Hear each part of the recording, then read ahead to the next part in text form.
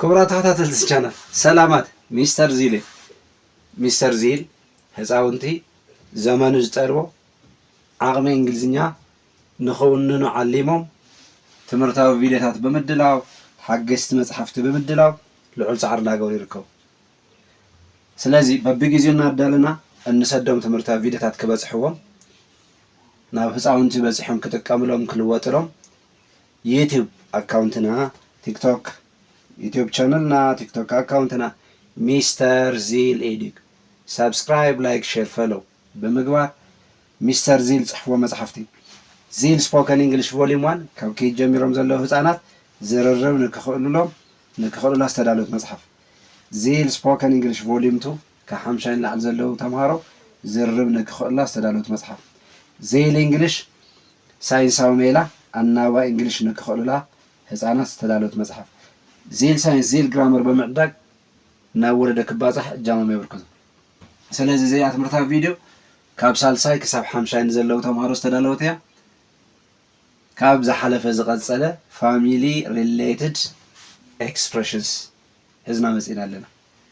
ሰው ኤክሰርሳይስና ንሰርሕሎም ማዓንቲ ታትብል ዘላ fill in the blanks with the correct family related words.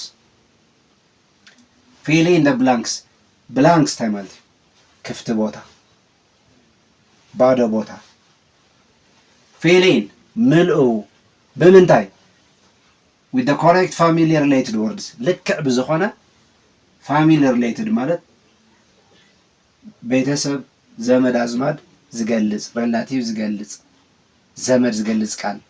ስለዚ let's see number 1 a brother of someone's mother. a brother of someone's mother ታይ ማለት a brother of someone's mother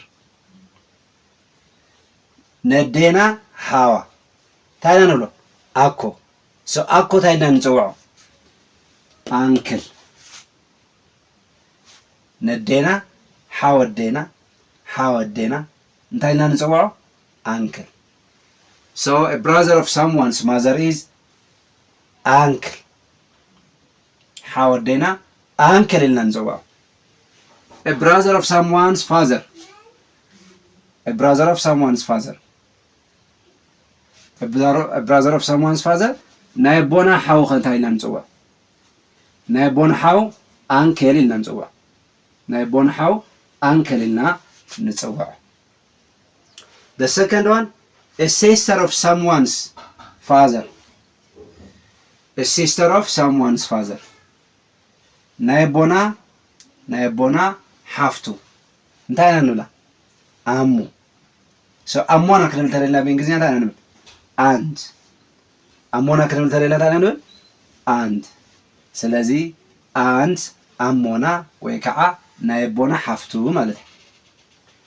a sister of someone's mother ናይ ዴና ሓፍታኸ ናይ እኖና ወይ ናይ ዴና ሓፍቲ or ሓፍት እኖና እንታይ ንብል ሓትኖ. so በእንግሊዝኛ አንት ንብል በእንግሊዝኛ እንታይ ንብል አንት ንብል. ስለዚ አንት ማለት ናይ ዴና ሓፍታ ወይ ከዓ ሓትኖ ናይ ቦና ሓፍቱ ወይ ከዓ አሞ. ስለዚ ክልቲኡ ክኾን ይኽእል እዩ ማለት እዩ። a son of someone's brother. a son of someone's brother ስለዚ ንወደይ ንሓወይ ወዱ ወዲ ሓወይ ይዝበሃል ናይ ሓወይ ወዲ ሓወይ ይበሃል. so ወዲ ሓወይ እንታይ ላይ ይጽውዑ ኔፊው ነው. ኔፊው ማለት ወዲ ሓው ማለት እዩ። ስለዚ ንሓውና ውላዱ ወዱ ኔፊው ኢልና ንጽውዖ. ንሓፍትና ወዳውን እንታይ ኢልና ንጽውዖ ኔፊው. ስለዚ ኔፊው እንታይ ማለት እዩ ወዲ ሓው ወይ ከዓ ወዲ ሓፍቲ. ስለዚ ወዲ ሓፍትና ኔፊው ኢልና ንጽውዖ ወዲ ሓውና እውን ኔፊው ኢልና ንጽውዖ. so a daughter of someone's sister. a daughter of someone's sister ማለት ንሓፍትናስ ጓላ ማለት እዩ። ንሓፍትና ጓላ እንታይ ንብላ ጓል ሓፍትና. so ጓል ሓፍትና እንታይ ንብላ ኒስ. so እዚኣ እንታይ እያ ጓል ሓፍቲ. and the daughter of someone's brother still niece نبلا so انتهي مالتها قال how